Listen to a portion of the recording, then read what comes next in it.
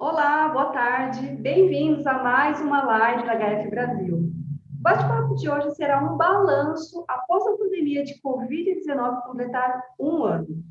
Vamos discutir também quais foram os impactos no setor de HF nos últimos 12 meses e o que esperar no decorrer de 2021 no mercado das 13 frutas e hortaliças que a HF Brasil acompanha. Lembrando que esse é o tema de capa da edição de abril da revista Hortifruti Brasil. E o estudo completo, com a linha do tempo detalhada mês a mês, desde o surgimento do coronavírus até a previsão da cobertura da vacina, você pode conferir no site da HF Brasil, na edição de abril. Bom, meus convidados de hoje são as pesquisadoras de frutas do CPEA, Fernanda Geraldini e Marcela Barbieri, e os pesquisadores de hortaliças Marina Marangon e João Paulo Deléu. Eu quero agradecer a todos pela participação nesta live. Mas antes da gente começar a bater papo, eu queria falar para você que está nos assistindo, mande sua pergunta aqui no chat do Facebook ou do YouTube sobre qual hortifruti você quer ter mais informações que os pesquisadores vão te responder até o final dessa live. Bom, então vamos começar com a Fernanda, pois muitos produtores estão querendo saber quando os preços da manga vão subir novamente. Quem nos escreveu foram o Vinícius Abreu, de Livramento de Nossa Senhora, na Bahia, a Diva Dias, de São Paulo, e o Ailton do Nascimento Silva. E o Ailton, ele quer saber também quais são as perspectivas dos preços da manga para exportação. Obrigada pelas perguntas, Vinícius, Diva e Ailton. Vou passar para a Fernanda agora para contar para a gente. Bom, Day, acho que não é para menos que o pessoal está querendo bastante saber sobre o cenário de manga atualmente, porque as últimas semanas vêm sendo semanas aí de queda nos preços, né? Então, realmente, existe uma expectativa muito alta de quando esses preços vão começar a subir. Primeiro que, na verdade, a oferta da fruta ela nem é tão alta assim para justificar as quedas recentes que nós tivemos, principalmente para a variedade Tome. Mas o que tem pesado muito mais sobre as cotações é a questão da pandemia, né? A redução da mobilidade social aí nessas últimas semanas acabou impactando negativamente na demanda e, consequentemente, isso refletiu no escoamento e nos preços da fruta. Agora a pergunta que todos querem saber, né? Quando que os preços vão começar a reagir novamente? Os agentes do mercado já têm sentido até uma leve melhora nesses primeiros dias dessa semana, então acredito que já está esboçando uma reação nos preços, principalmente para a variedade Tome, que foi a variedade mais negativamente impactada. Então já está havendo aí uma leve reação nos preços. Provavelmente ainda não suficiente, né, porque os preços eles estavam abaixo do custo até semana passada, então, mesmo com essa reação nessa semana, provavelmente ainda vai ser um cenário difícil, mas mesmo assim já é um pouco mais otimista, né? Ver que os preços estão começando a reagir. E para maio existe uma expectativa de manutenção aí desse movimento de reação nos preços, justamente por conta da oferta, que não é tão alta assim, mas também porque a gente está mais otimista com relação à demanda depois da flexibilização das medidas restritivas da quarentena. Por outro lado, aliás, por outro lado não, né? Para beneficiar ainda mais a situação, a gente tem um cenário também mais positivo nas exportações. Maio pode ser um mês aí um pouquinho melhor com relação ao escoamento. Nesse mês de abril foi meio complicado por conta das questões de contêineres, falta de contêiner por conta do bloqueio do canal de Suez. Alguns contêineres foram e ainda não voltaram. Então, isso deu uma atrasada nos envios de manga também.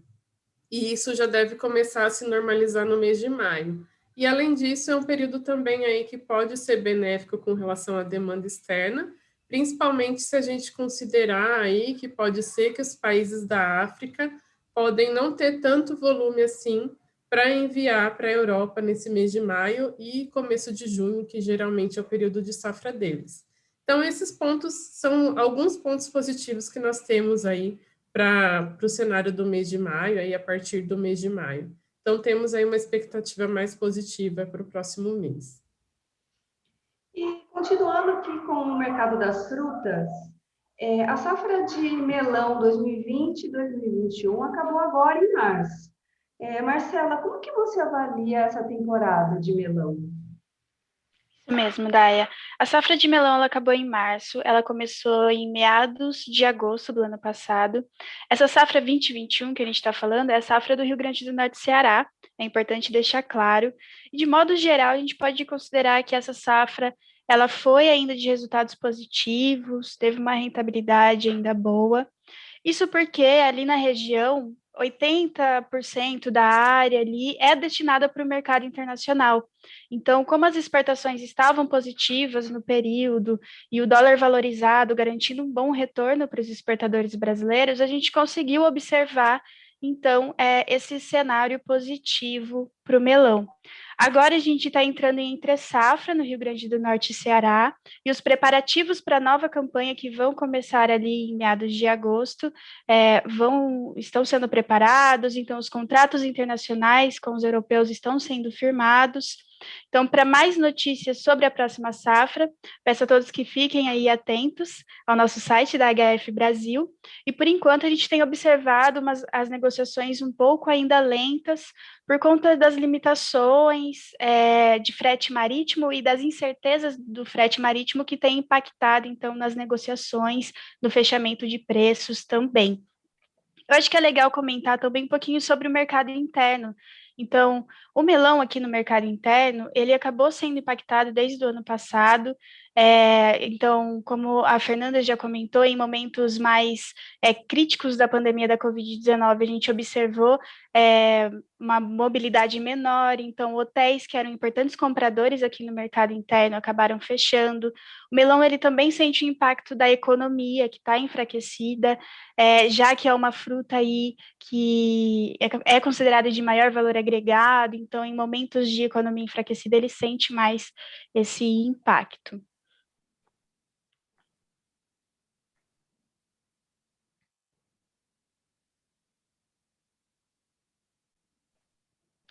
Daí você está sem som. Agora sim, desculpa. Você estava falando um pouquinho das exportações de melão.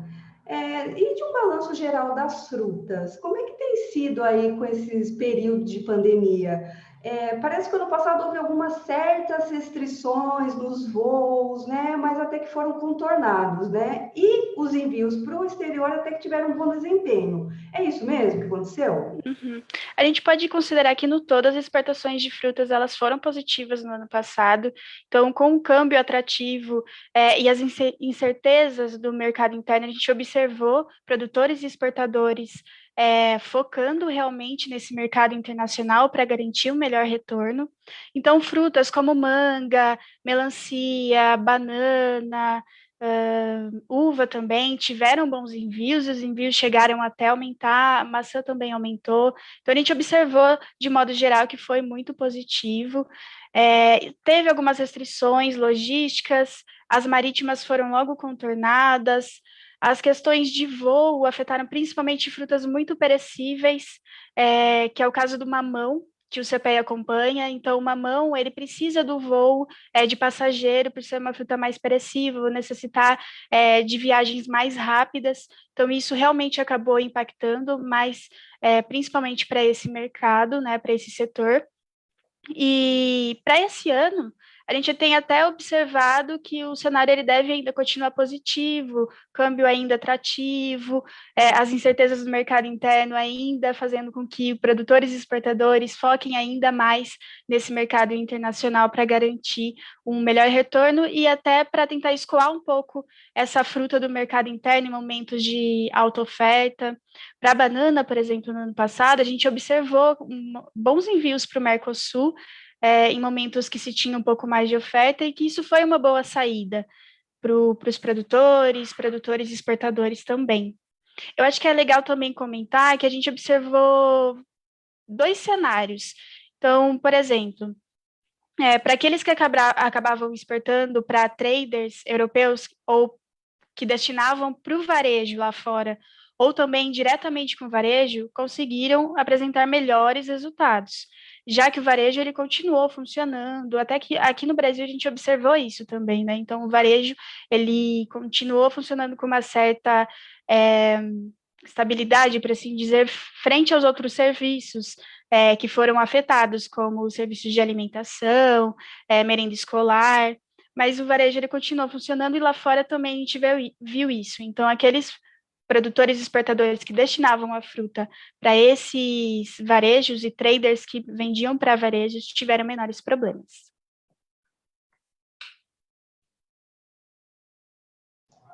Vamos falar um pouquinho de hortaliças agora? A gente está com alguma certa instabilidade no YouTube, então a gente também está com essa transmissão no Facebook, que você também pode deixar a sua pergunta lá para os nossos pesquisadores responder ainda hoje.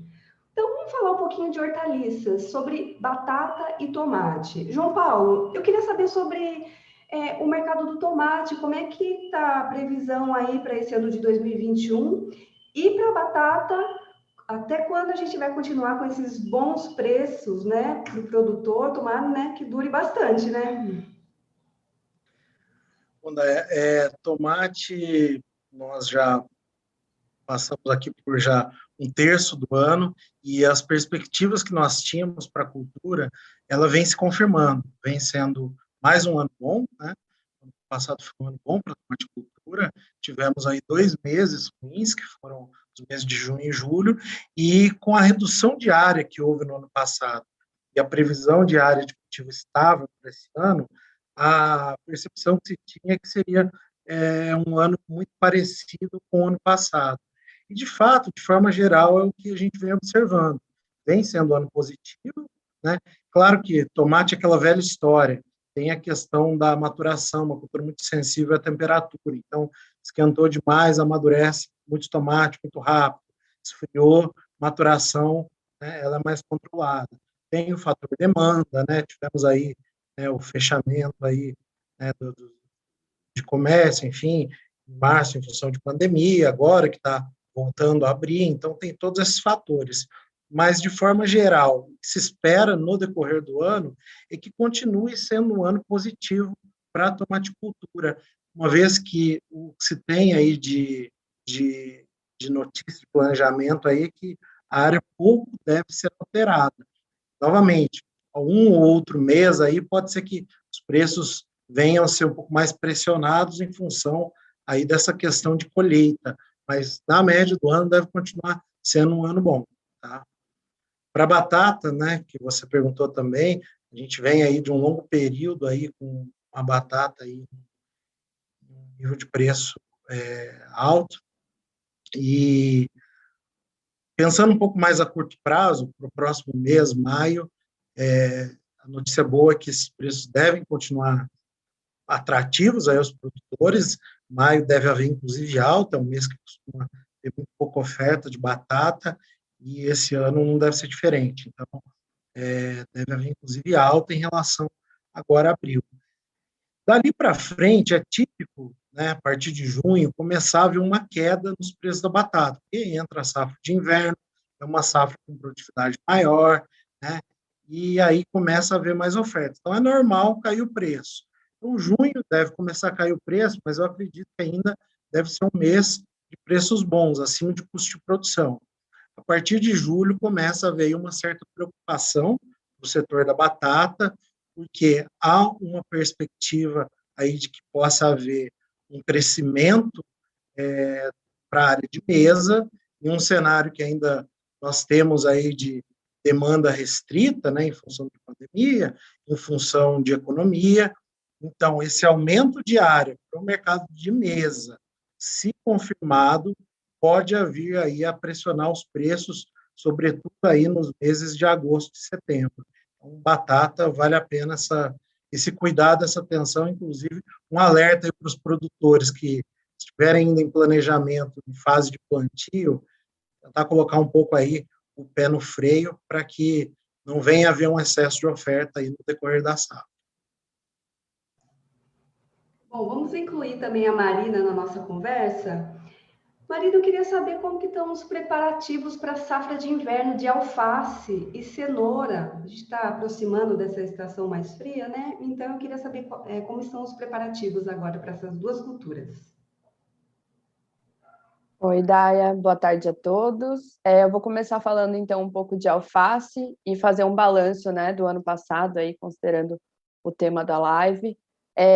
A cultura da alface ela foi bastante afetada pelas questões da pandemia, né, as questões de isolamento social acabaram afetando bastante a cadeia dessa cultura como um todo. E atualmente, então, os produtores eles encontram aí descapitalizados, né, por conta disso, ainda sofrendo alguns certos impactos, né? Por outro lado, a oferta ficou mais controlada porque houve uma redução diária bastante forte no ano passado por conta dessas restrições, tá?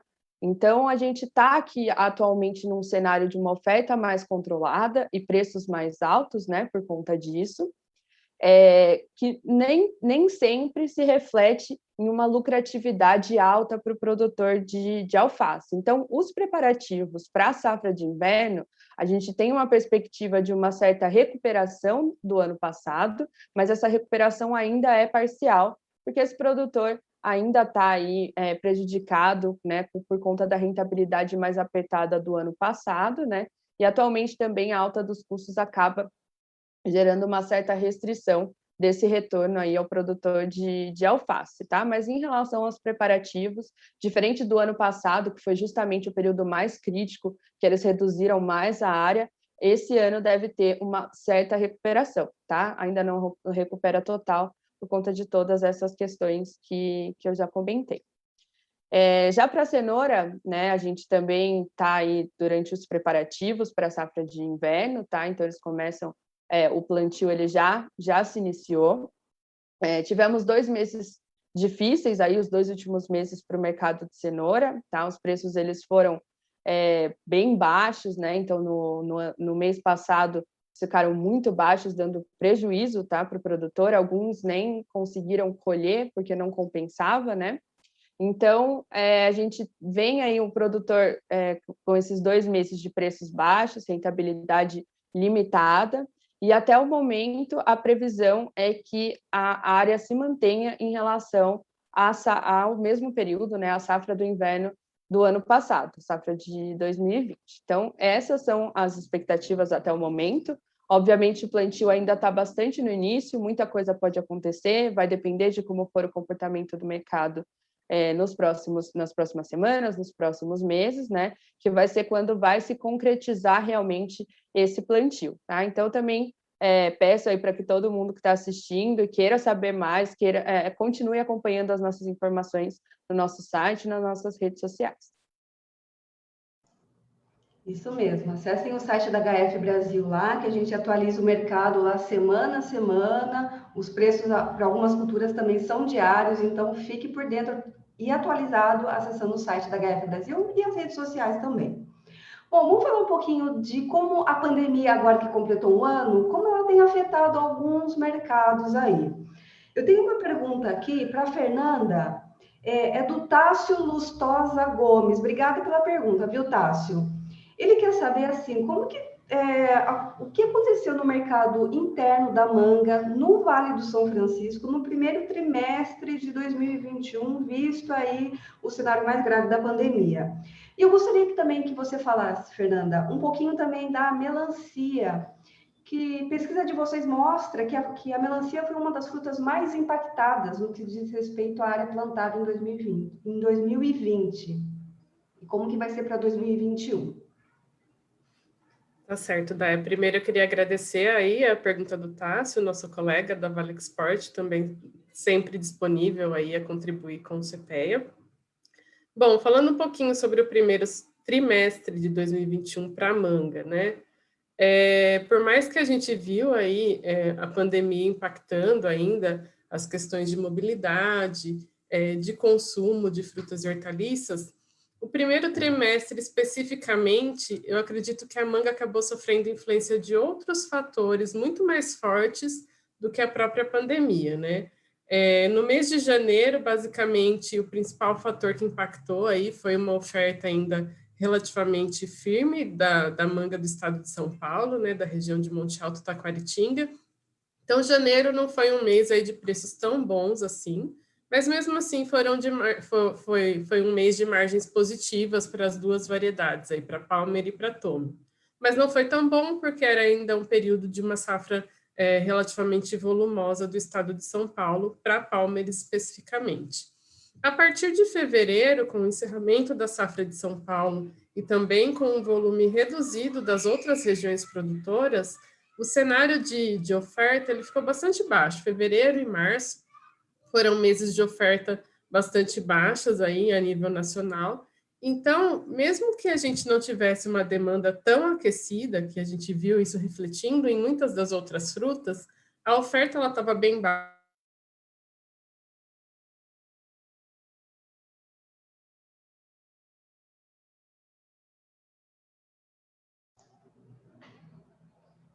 Aí para manga, preços aí bastante remuneradores para o produtor. A partir de abril que a gente começou a ver um pouquinho mais de efeitos negativos da pandemia, né? A gente teve um aumento das restrições de mobilidade e teve também aí um leve aumento também de oferta, principalmente para manga tome, um pouquinho de oferta de um pouquinho de impacto aí de manga de outras regiões que não só do Vale do São Francisco, como o pessoal de Sergipe, né? Então, isso acabou impactando negativamente. E também pesou também sobre o consumo, que a manga estava cara, né? Porque veio aí de fevereiro e março com oferta reduzida. Então, para o consumidor, demorou para chegar aí essa redução nos preços da manga. Então, foram esses dois fatores que acabaram impactando negativamente na demanda, né? As restrições de mobilidade e a manga que ainda estava um pouco cara para o consumidor. Além de algumas questões de qualidade, né? Como o preço estava alto em março, alguns produtores escolheram mangas verdes, então isso impacta negativamente também na demanda. Então, tivemos esses fatores aí. Depois de um primeiro trimestre, então, relativamente positivo para a manga, agora em abril, a gente viu essa queda, né? Das vendas, da demanda e dos preços. Falando um pouco sobre melancia agora, né? Que é a segunda pergunta. Realmente, o que você falou está certo, né? Das culturas de frutas, a melancia foi uma das mais impactadas com relação à área plantada em 2020. A gente teve um destaque aí para as regiões de Uruana, em Goiás, e as regiões produtoras do Tocantins também. Como foram regiões que estavam em período de plantio logo que se iniciou a pandemia do Brasil no Brasil no ano passado, então essas regiões eles já realizaram um movimento de redução por conta das incertezas, né? Não se sabia ainda como que ia ser o mercado, se ia ter um impacto muito forte em demanda, então teve uma redução quase que imediata na área, né? Lembrando que melancia é uma cultura temporária, diferente de manga, que é perene, né? Então, ela acaba podendo ter essa resposta imediata nos plantios. Então, essas duas regiões, elas tiveram bastante destaque aí no que diz respeito à redução de área em relação a 2019. A gente teve outras regiões também que reduziram a área, que foi a região de São Paulo para a safra principal, as regiões do Rio Grande do Sul para a safra 2021 também. E essa redução diária, querendo ou não, ela acabou beneficiando também os preços, né? Porque a gente teve uma redução na oferta por conta dessa menor área plantada e, consequentemente, a maioria dos produtores conseguiu ter uma boa rentabilidade aí na safra de 2020 ou na safra de verão 2020 e 2021. O que a gente está esperando agora para esse ano, né, de 2021? Considerando que a pandemia ainda continua, né, que a gente tem ainda esse fator de incerteza pesando sobre os investimentos. Para as regiões de Goiás, né, a região de Uruana principalmente, e as regiões do Tocantins, que é representada principalmente pela região de Lagoa da Confusão, a gente tem uma previsão de retomada nos plantios em relação ao ano passado, então pode ter aí uma leve recuperação, leve não, né, uma recuperação, frente à forte queda que a gente viu em 2020. Mas mesmo assim, inicialmente, a gente não acredita que chegue novamente nos níveis pré-pandemia, né? Ou seja, nos níveis de 2019. Então, deve ser uma recuperação apenas parcial dessa queda nos plantios. Ah, mas por quê, então, se eles tiveram uma rentabilidade boa no ano passado, né? estariam capitalizados para realizar esses investimentos. Além dessas questões de incertezas ainda, que ainda pairam pensando em economia nacional, não se sabe como que o consumidor vai se comportar, um ponto que está pesando bastante aí para o pessoal dessas duas regiões, de Goiás e do Tocantins, é a questão da atratividade dos grãos, né? Soja, milho, principalmente. Nessas regiões está tendo uma atratividade muito grande para essas culturas, e muitos produtores eles estão trocando a melancia por soja e por milho, principalmente, porque são culturas que têm uma comercialização baseada no mercado internacional, então acaba tendo uma incerteza muito menor do que, por exemplo, melancia, que nessas regiões é restrita ao mercado interno. Então, por enquanto, a gente não tem uma expectativa de retomada de toda a área que não foi plantada no ano de 2020. Eu queria continuar a conversa com a questão dos impactos da pandemia. Eu queria saber passar a pergunta para a Marcela sobre o mamão, que ele seguiu essa mesma linha da melancia, né? Ele também foi muito afetado pela pandemia, que acabou causando redução na área plantada. Eu queria que você falasse um pouquinho desse cenário e se vai mudar para esse ano de 2021. Uhum. Sim, o mamão ele foi muito afetado pela pandemia, por ser uma fruta muito perecível. Então, além do fechamento de alguns setores, como hotéis, o fechamento parcial de algumas feiras, também de alguns serviços de alimentação que acabaram afetando, a gente teve um impacto também no varejo, pelo fato de ser uma fruta perecível. Então, logo no início da pandemia, a gente observou os consumidores indo menos ao supermercado, então faziam compras maiores, e isso acaba afetando, eu acredito que até o alface acabou sendo afetado por conta dessa restrição de mobilidade nos momentos mais críticos, e acabou pegando também o mamão. A gente observou que o mamão ele começou ano passado com um bom volume, e quando chegou a pandemia, realmente o mercado acabou sendo atrapalhado, acabou travando, o que gerou preços baixos, perdas em algumas roças, e a partir de meados do ano passado para esse ano, a gente tem observado alguns produtores diminuindo a área ou também deixando de renovar algumas áreas, principalmente aqueles produtores que a gente chama de aventureiros, que não são aqueles tradicionais na cultura. Então, os tradicionais acabaram mantendo um pouco, mas os aventureiros acabaram sendo mais afetados e mais desestimulados a ficar na cultura. O Mamani encontrou também como dificuldade o mercado internacional. Claro que o mercado internacional para o mamão é muito pequeno, por assim dizer, em porcentagem. Então, nem 5% do que a gente produz acaba sendo exportado. Mas essas questões de restrição de voo internacional também acaba prejudicando e desanimando o produtor. Para esse ano, a gente tem observado... Bom, por enquanto, atualmente a gente está com preço baixo na roça, né? Isso porque a demanda ainda continua contida, a gente tem também a limitação econômica, o mamão também, ele acaba sendo atrapalhado pela limitação econômica, por não ser um bem muito essencial na mesa do brasileiro, diferente de outras frutas, acredito que maçã e banana acabam sendo mais procuradas, mas o mamão ele acabou sendo mais afetado. Então, a gente tem observado o mercado ainda limitado para fruta, uma oferta moderada. Essa oferta deve seguir moderada, tanto para o Formosa quanto para Avaí, nesse próximo mês de maio, começar a cair um pouco posteriormente.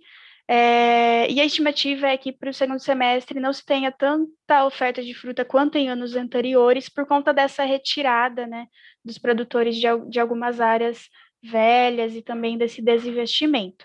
Mas a gente também vai ficar de olho nesse cenário. Marcela, eu queria continuar com você, porque a gente recebeu uma pergunta agora no chat. Ele é do Osmar Peixoto, é sobre banana. Ele quer saber como que está a previsão do mercado de banana prata e nanica. Legal. E se você também explicar um pouquinho também em detalhes algumas regiões produtoras de banana nanica sofreram com o impacto do clima, ou seja, seca em São Paulo e ciclone em Santa Catarina. O que isso chegou a afetar os preços da banana? Sim. Eu vou repassar então um pouquinho como que estava o cenário do ano passado e depois eu falo um pouco desse ano. Então, no ano passado, a gente observou, como você comentou, Daya, o impacto climático nas principais regiões produtoras de nanica. Então, teve seca em São Paulo, teve seca também logo no início em Santa Catarina, e depois veio o ciclone, que acabou atrapalhando ainda mais.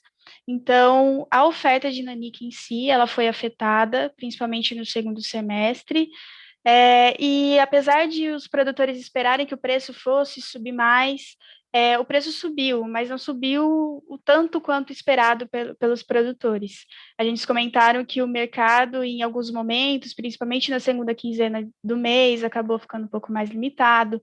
Tem a questão também da merenda escolar, para os pequenos, principalmente para os pequenos produtores familiares, né, de banana, então que é um mercado muito importante. Então isso foi também afetado no período. E para esse ano, em questão da oferta da nanica, a gente tem observado que a oferta começou a aumentar recentemente no Vale do Ribeira e também em algumas regiões, como no Paraná. O CPL não acompanha o Paraná, mas a gente deu uma sondada e a oferta aumentou por lá também. Isso fez com que os preços caíssem, e o norte de Santa Catarina, por conta de todos aqueles entraves climáticos passados, ainda está com uma oferta controlada, com pouco volume por lá. Então, os produtores ainda esperavam que o preço caísse, mas nem tanto. Então, o preço caiu bastante ainda, existem algumas limitações na comercialização. Desde o ano passado, a gente tem observado que aqueles produtores que vendem para o varejo acabam tendo menores dificuldades do que aqueles que acabavam destinando frutas para mercados institucionais, para serviços de alimentação, algumas feiras. Então, isso ainda segue influenciando. E para a nanica, a oferta ela deve seguir alta até, vamos considerar moderada, né, por assim dizer, porque não vai chegar nos pés em anos anteriores ao ciclone, por exemplo, porque o norte de Santa Catarina ainda está com uma oferta controlada, então ainda está afetado, né? Então a gente pode considerar que a oferta vai considerar moderada até meados de junho, julho, e o norte de Santa Catarina deve retomar um pouco a produção mais para o final do ano, para o segundo semestre, em decorrência de ainda estar sofrendo com os impactos do ciclone no ano passado, em meados do ano passado. Para a prata, a gente está com baixa oferta no momento.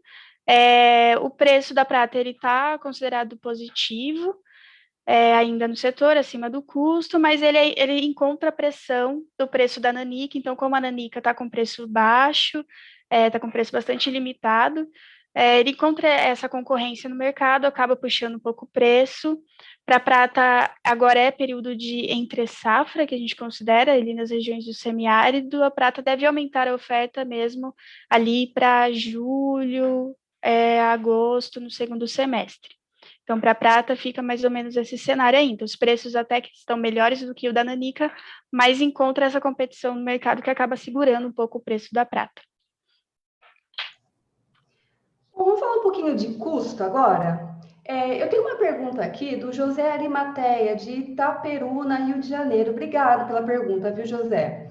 Eu vou passar essa para o João Paulo. O José Arimateia, ele quer saber se, com o aumento recente dos custos, o produtor tem conseguido produzir na pandemia, João Paulo? Obrigado pela pergunta, José. Tem conseguido produzir. Eu acho que vale a pena a gente fazer uma análise geral do setor, né? E, sem dúvida nenhuma, sabe que os produtores eles vêm sentindo bastante aí essa forte alta que houve aí dos insumos, né? Principalmente dos insumos, mas é importante que façamos aí um balanço aí, né, de todo o setor e de todos os fatores aí que influenciam nos custos, né, e também na renda.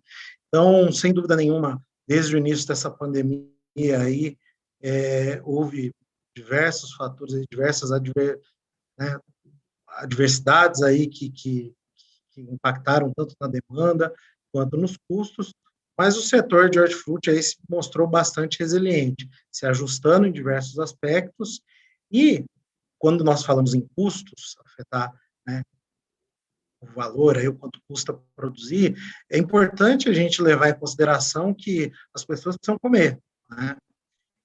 Então, fica mais caro produzir, a longo prazo, né? Isso aí acaba impactando aí no valor do alimento, mas se nós observarmos aí os diversos setores, pensando no ambiente hortifruti, a gente vê que várias culturas aí, elas vêm se saindo bem, né, em um momento difícil, né? Houveram ajustes de diversas formas para cada setor. Claro, há problemas pontuais em determinadas culturas, então a Marcela acabou de citar aí a questão de impacto da demanda do mamão, né? Se nós formos analisar o setor de alface, ano passado, no início da quarentena, foi um setor bastante impactado, mas se ajustou depois com relação ao plantio. Tomate, cultura que eu trabalho diretamente, houve um ajuste muito grande de área no ano passado, então houve uma redução, o que foi muito bom para a cultura, muito bom para o setor, um dos melhores anos aí em termos de preço, de rentabilidade na tomaticultura. Então, respondendo, o impacto, há um grande impacto de aumento nos custos, né, em função dessa alta no preço dos insumos, sim, mas as pessoas não deixam de comer, né? Então, acaba que com o ajuste necessário aí, o produtor ele consegue aí se sobreviver aí nesse ambiente, muitos aí, inclusive, tendo bons resultados. O que é importante, né?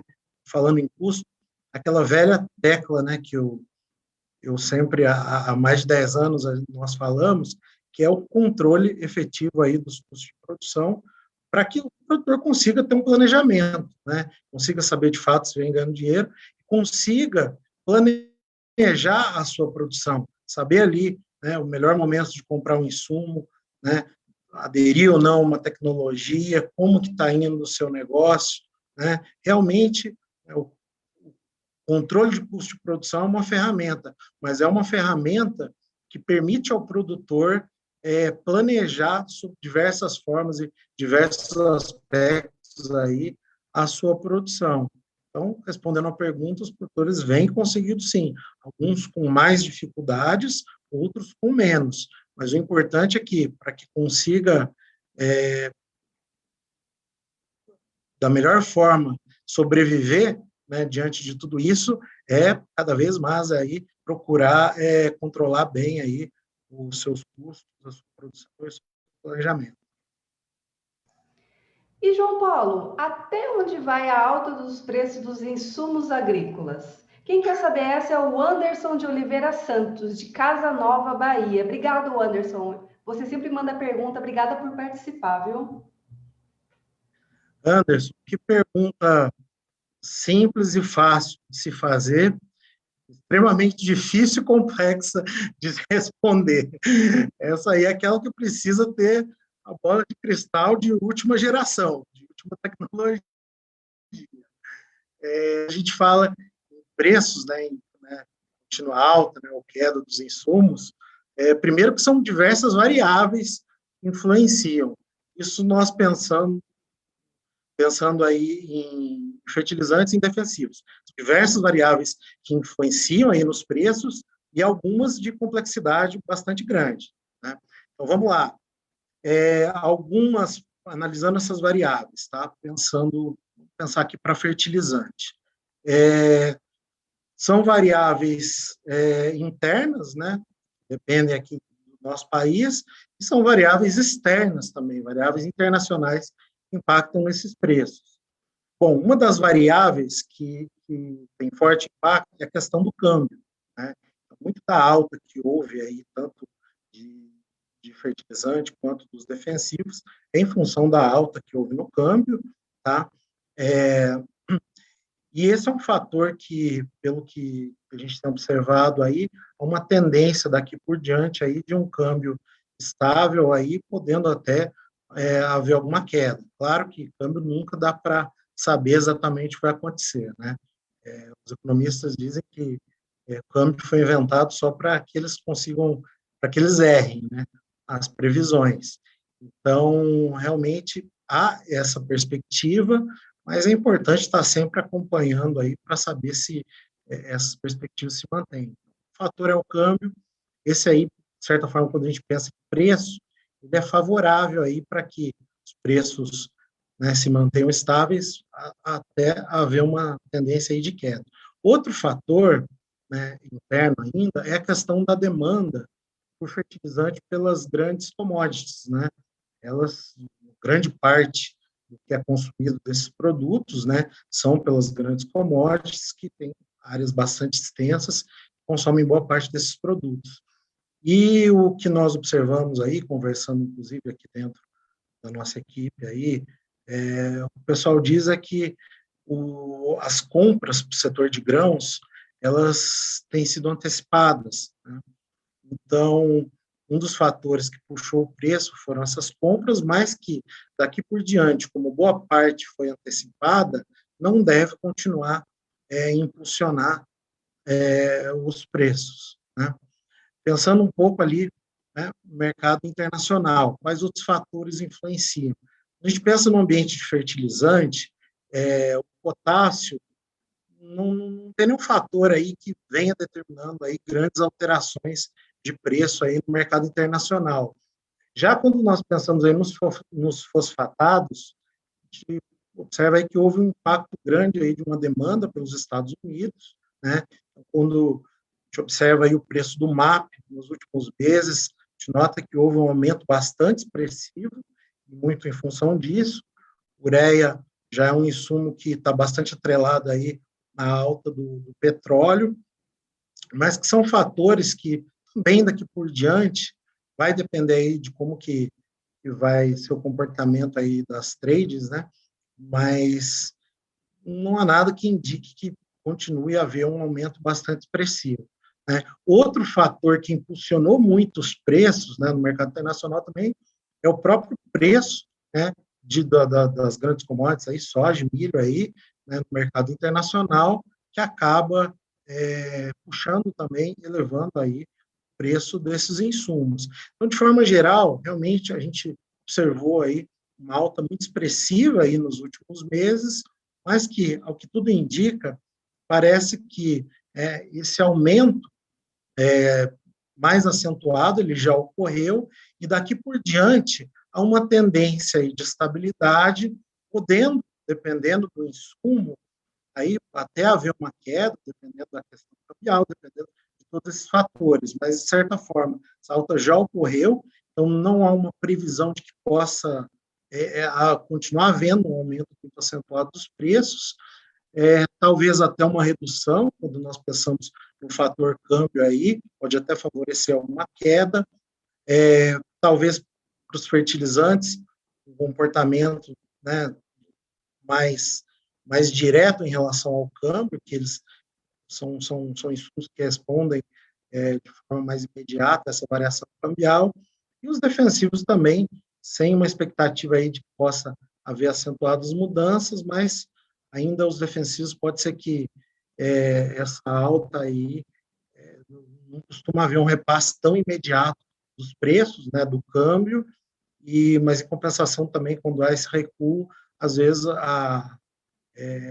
preço também ao produtor ele não tem um recuo tão imediato também, tá? Mas, de forma geral, o que se espera aí não é que não continue a haver uma alta acentuada como houve aí nos últimos meses. Certo. Então, agora vamos conversar com a fada da cebola, Marina. Marina, sobre a cebola. O Nordeste, na verdade, o Sul encerrou a safra recentemente, ou está prestes a encerrar. Queria que você explicasse melhor o calendário. E o Nordeste está começando aos poucos. A gente ainda vai precisar importar mais cebolas da Argentina, por exemplo? Como é que vai estar a oferta daqui para frente e os preços? Sim, tá, é realmente isso. A gente está no período aí de entre safra. Então, o Sul está finalizando, praticamente já finalizou toda a comercialização e agora inicia a safra das demais regiões. Então, nesse período, tradicionalmente, a gente importa cebolas da Argentina para abastecer o nosso mercado interno. Então, a gente realmente, nesse período, a gente precisa importar cebola para abastecer a nossa demanda interna. Esse ano, aconteceu algumas mudanças aí de calendário que adiantaram algumas safras, né, as colheitas de algumas safras. E o Nordeste, que não se esperava, ele conseguiu plantar nos primeiros meses do ano, né? As condições climáticas foram favoráveis, diferente do que era esperado, eles esperavam chuva, e eles conseguiram plantar, os preços também estavam atrativos, o mercado foi atrativo e acabou influenciando aí no plantio para essa safra. Eles iniciaram, então, a safra agora, né, esse mês, ainda com um volume baixo, mas a perspectiva é de intensificação dessa oferta mesmo. Então, a gente tem aí esse período, né, que a Argentina tradicionalmente importa para a gente. Esse ano ela está com uma oferta alta, então, porque ela esperava que ela teria esse mercado para escoar as suas cebolas, né, como normalmente ocorre, mas a gente tem aí um cenário com uma oferta maior esse ano. Então, diferente do ano passado, que foi justamente onde os preços subiram muito porque a gente não tinha quase oferta disponível, né, internamente, esse ano a gente já tem um cenário diferente, tanto por conta das condições climáticas que foram favoráveis para o plantio, então o Nordeste tende a intensificar essa oferta, e as safras do Cerrado também devem começar já um pouco para o final do mês que vem também adiantados, né? Então eles conseguiram plantar em períodos que normalmente não se consegue por conta das condições climáticas. Então, o mês de janeiro, eles plantaram muito mais do que o normal, porque tiveram condições para isso.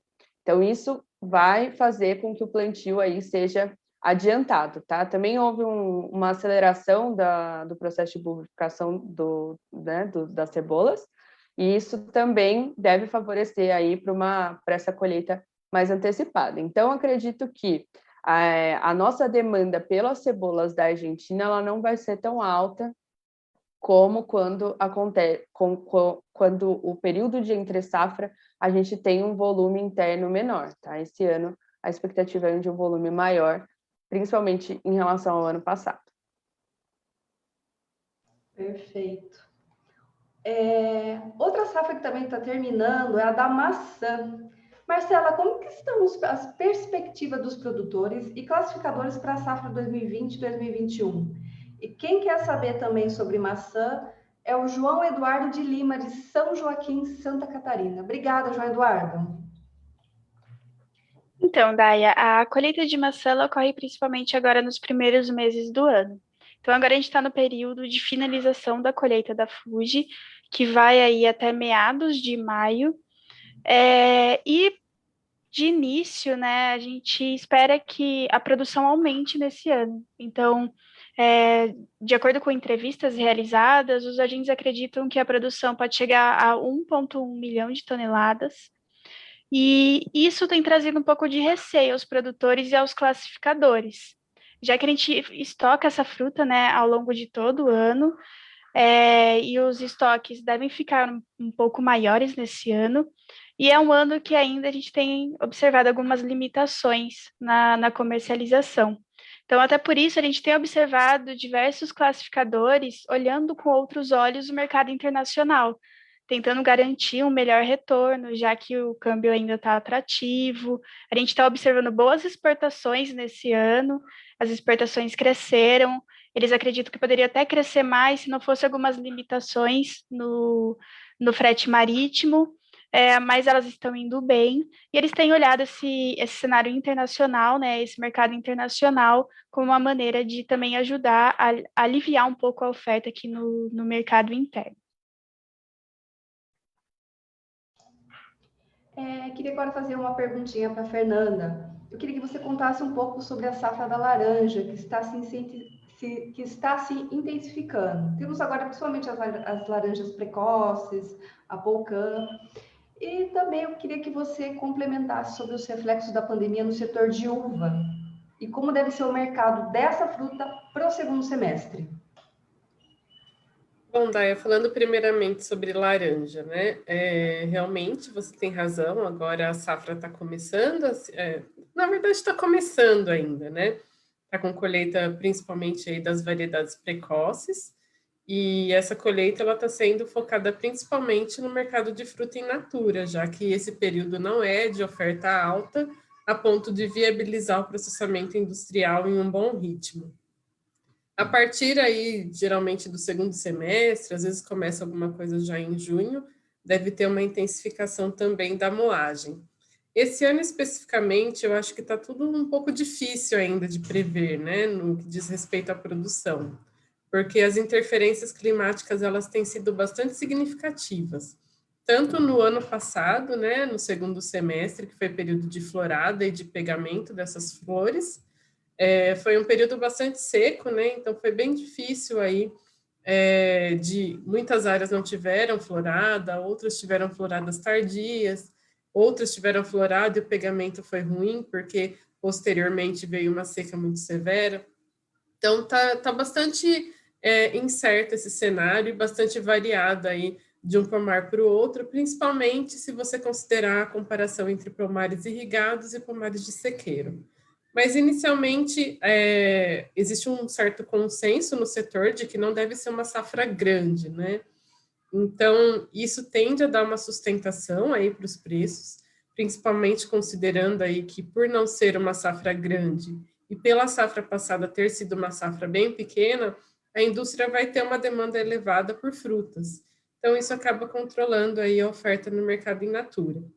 A gente já tem visto até mesmo propostas de contrato das indústrias a preços bem atrativos, aí, chegando até a R$ 30 por caixa. Isso é um preço bastante alto, considerando o histórico. Só para ter uma noção, ano passado foi mais ou menos R$ 22 a R$ 24 na safra passada, então realmente está um preço bem melhor aí.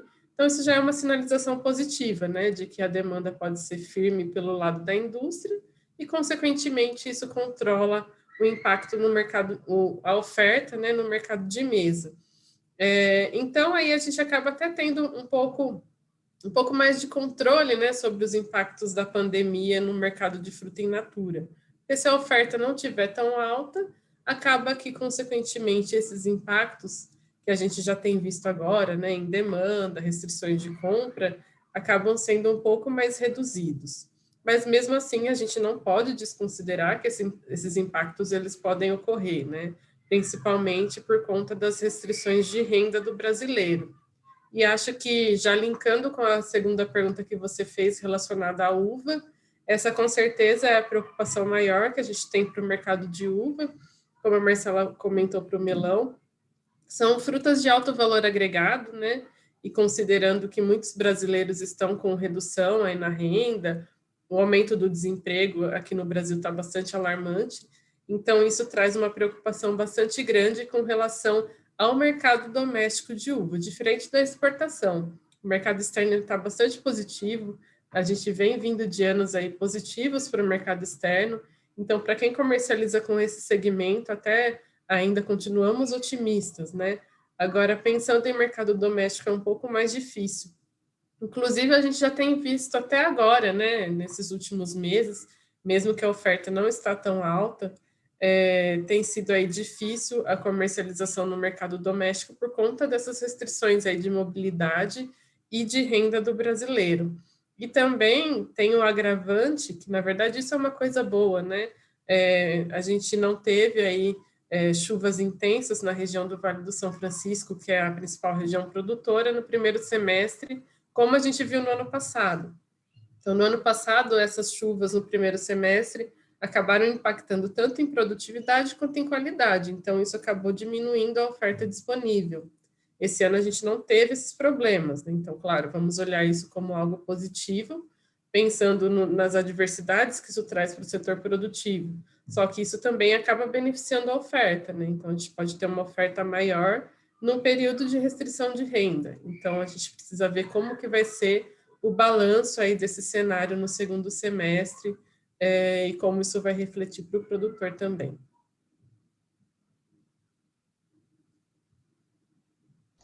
Antes de terminar a nossa conversa, eu só queria ter só alguma posição sobre o mercado do limão Tahiti, porque a Eliane Firme, ela quer saber como é que tá aí as previsões aí. Ok, Daya. Na verdade, o limão Tahiti, as previsões não estão tão boas, né? Na verdade, não as previsões, o cenário atual não está tão bom. Esse mês de abril foi um mês bastante complicado aí com relação a preço, de preços bastante baixos para essa fruta, né? Teve uma somatória, né? Um leve aumento de oferta e essa questão de demanda realmente que está impactando para todos os produtos, né? Então, isso pesou bastante aí. Mas, assim, se for pensar nos outros meses do ano, até que não foram tão ruins até agora, né? Fevereiro e março, que normalmente é período de pico de safra e, consequentemente, de preços baixos, foram de preços bons. E aí acabou que no mês de abril tendo um reflexo um pouco mais negativo. Mas a partir do mês que vem, a gente, na verdade, até esperava que fosse acontecer no final desse mês, mas ainda não aconteceu. Mas para o mês que vem, provavelmente já vai ter uma regularidade dessa oferta, né? Então, os preços devem começar a reagir no mercado doméstico. A gente tem que lembrar, porém, que o mercado de exportação ele já está mais desaquecido, né, do que no ano passado. Então, isso acaba sendo um pouquinho limitante também à reação dos preços. O ano passado foi um ano excelente para a exportação de limão Tahiti, foi um ano de exportações recordes, né? Então, isso também contribui com o controle da oferta no mercado interno. E esse ano já não teve uma exportação tão boa e acaba também impactando no mercado doméstico. Outro fator que ainda está limitando essa reação nos preços do limão é com relação à qualidade, né? Essa falta de chuvas que nós vimos nesse período agora nesses primeiros meses do ano, né? Choveu menos do que normalmente chove no estado de São Paulo, então isso impactou também negativamente na qualidade da fruta. Então a gente tem agora, né, em abril, uma qualidade um pouco restrita, exportações que não estão tão aquecidas, e aí essas restrições de qualidade. Então, realmente, o preço está um pouco mais complicado. Mas para o mês que vem existe uma expectativa aí de retomada. E segundo semestre é o que normalmente ocorre, né? É um período de oferta bem mais controlada para essa fruta. Então, consequentemente, a gente deve ter mais preços mais remuneradores ao produtor. Perfeito, maravilha, gente. Queria agradecer muito a presença de vocês pela conversa de hoje. Eu também queria agradecer aí quem mandou as perguntas para a gente anteriormente da live e quem mandou, principalmente o João Ricardo Lima, o Salvador Francisco. Eu espero que a gente tenha mostrado melhor como o ano tem sido, como na verdade o setor tem enfrentado a pandemia e o que a gente ainda pode esperar para 2021. Lembrando que 2021 é o ano internacional das frutas, legumes e verduras decretado pela FAO em 2021.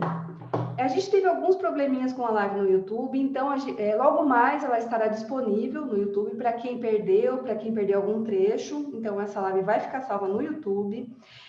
Não deixe de compartilhar essa conversa para os seus amigos. E se você quiser mais informações detalhadas, sempre acesse o site da HF Brasil, que é hfbrasil.org.br, as nossas redes sociais, que tem atualização diária, e fique sempre atualizado com o setor de HF. Ou qualquer coisa, escreva para a gente. Queria agradecer muito a presença dos pesquisadores e de todos vocês que assistiram, e boa tarde.